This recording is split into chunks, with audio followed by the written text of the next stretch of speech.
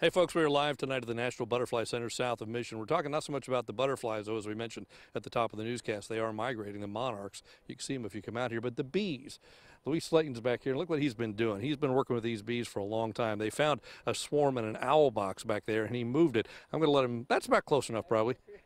That'll do. But take a look at all the bees on there. You say, Luis, there's about 7,000 of them back there? About so, yes, sir. Wow. Small hive compared to others. A small hive compared to others, but you can see him. And of course, don't try this at home. He knows what he's doing. I don't, and that's why I'm on this side of the caution tape and he's on the other side. But pretty amazing to see. But the bottom line is these are showing up all over the valley now, so it's time to be safe, if you will, and call Luis if you find them in your backyard. But most importantly, try to prevent them from showing up in your backyard by cleaning things out. Be vigilant, check out your yard, stay educated about it. And one of the tips that you gave me earlier, which I think was fascinating on our Facebook Live, was if they start to attack you, have your keys in your pocket. Jump in your car and turn the air on full blast and open the window just a little bit. They don't like the climate change, right? As soon as the climate changes in the cabin, they leave you alone. So as soon as your car gets cold, they want to get away. So you open the window a little bit.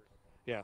Yeah, so fascinating stuff. Thank you, Luis. Really appreciate your help. We're going to talk more in a little while. Let's talk about the weather across the valley, because the weather's the reason the bees are back a little bit early this time around. The bees have come back simply because we didn't have any cold weather this winter, and without that, they don't go away for very long, and so they're back, and so you're going to find them a lot earlier than what you normally do, and today certainly no exception. Look at the temperatures across the valley.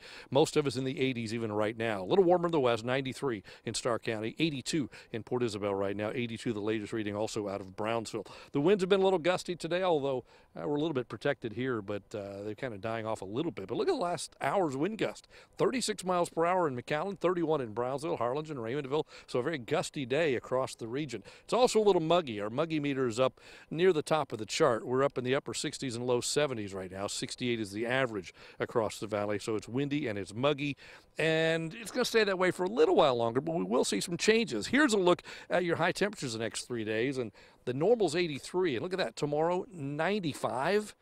The record's 97.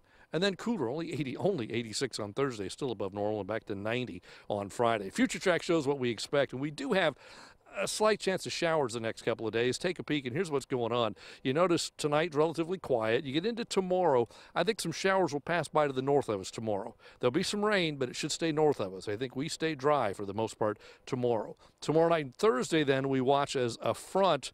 Basically, it's really a second front, works its way in this direction. Here it comes, and along that front, there is the potential for a shower or thunderstorm. Not a big chance.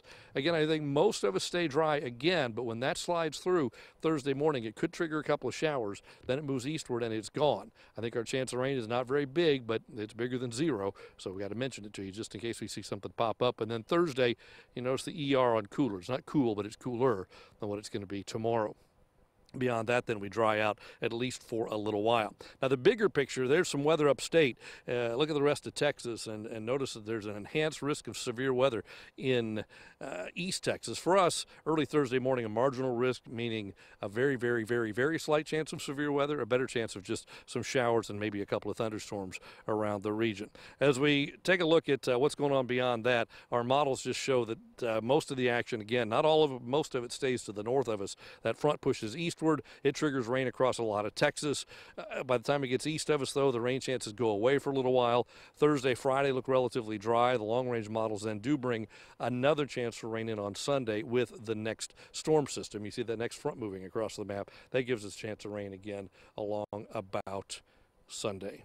So you see rain chances 10, 20, and then we're dry. Let's head to the forecast then for tonight across the valley. We stay partly cloudy. It's warm and humid tonight. Your low temperatures will be in the upper 60s and low 70s across the area. Clouds will thicken up later on. The wind should die down a little bit, but then tomorrow, 95. Our little dry line comes through, and that really dries the air out and warms it up. So we end up at 95 tomorrow afternoon. Not so much wind this time around, and what wind there is from another direction. The 7-day forecast shows temperatures staying well above average throughout the forecast period. Another chance for a shower or thunderstorm on Sunday, and then we're still back in the low 90s on Monday and Tuesday with a little bit of a cool down at night, lows back into the 60s once again. So tomorrow, a very hot day, slight chance for a thunderstorm Thursday morning, then we're dry at least Friday and Saturday. You know, take a walk around your yard, look for nests. If you see a beehive, a swarm or a hive somewhere, call the appropriate folks to get it out. This guy back here, one of the best. Pretty amazing to watch him. Watch our Facebook Live that we did today on KRGV Tim Smith Facebook. A lot of good information you can use to stay safe should you run into or encounter a hive of bees. That's it live south of Mission to the National Butterfly Center. Tim Smith, Channel 5 News at 6.